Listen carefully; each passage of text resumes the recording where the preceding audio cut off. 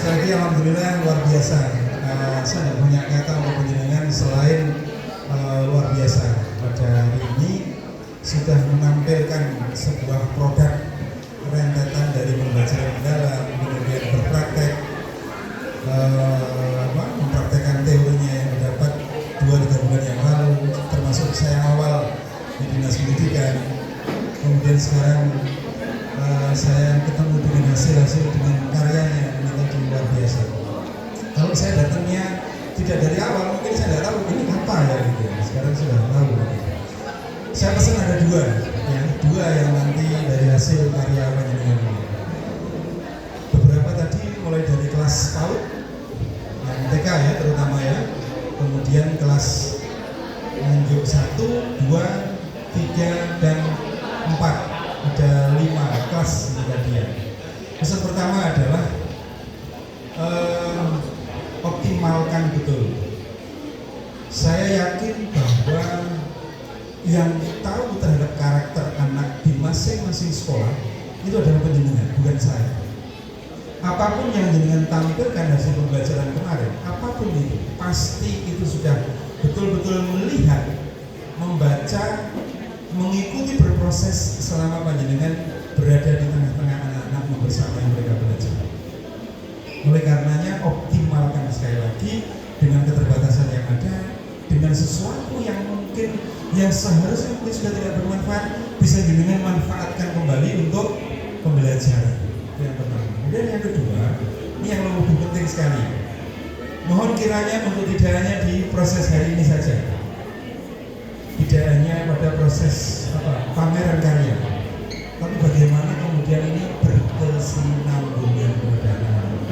Nanti akan ada kelihatan pada mereka apa yang sudah panjenengan lakukan, pembelajaran teorinya, kemudian dipraktekkan, memanfaatkan potensi yang ada dengan media-media yang ada, kemudian nanti akan menghasilkan output kepada mereka. Hasilnya apa nanti tentunya? Prestasi secara berkelanjutan sebuah pendidikan karakter yang kuat untuk mereka. Kalau nanti nggak ada telepon mendadak, nggak ada panggilan sama AG1 atau AG2. Ya, Bapak Ibu yang saya hormati, saya ucapkan selamat kepada penjenengan semua. Ini di detik-detik terakhir ya, penjenengan sudah melampaui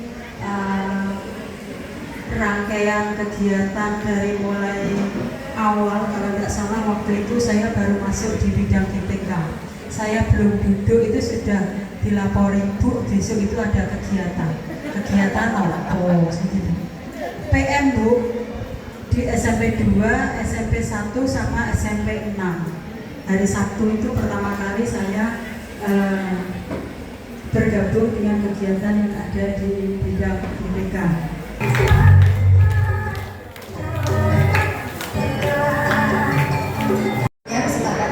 Assalamualaikum warahmatullahi wabarakatuh. Tentu saja pertama saya ucapkan terima kasih kepada supporter saya yang kebetulan berbaju oranye.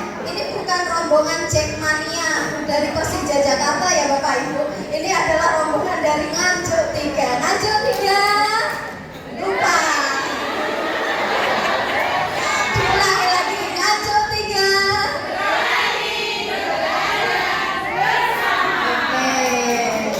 Baik, Bapak Ibu, untuk cerita tentang apa yang kami lalui, kebetulan kami juga pinjam kelas di SDN 2 Lambang Kuning.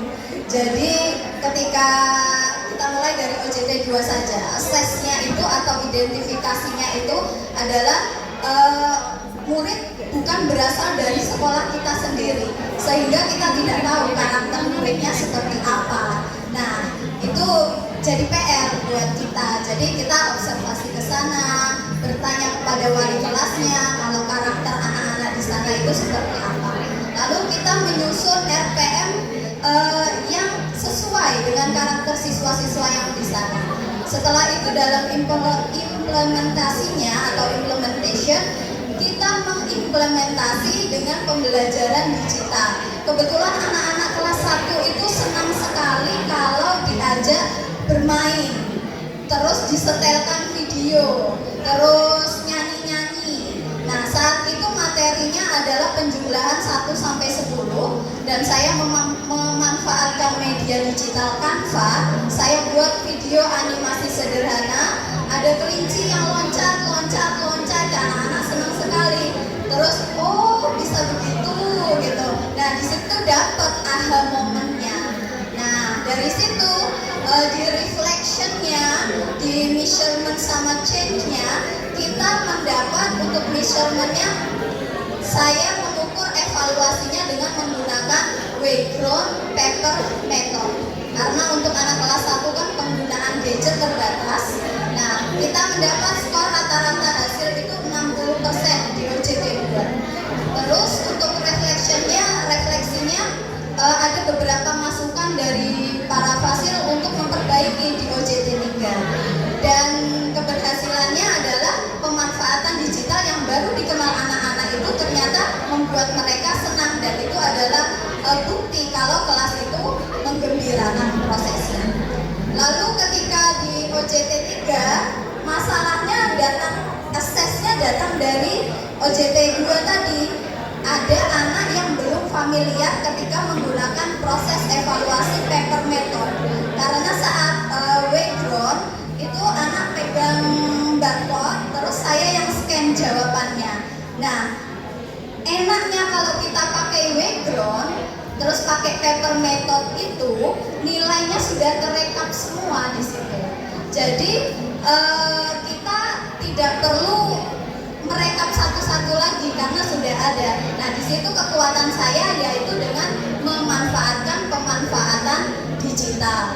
Dan alhamdulillah dari OJT 2 yang tadinya 60%, di OJT 3 measurementnya, perbaikannya itu meningkat jadi 92%. Mohon izin untuk pantun dulu Bapak Ibu.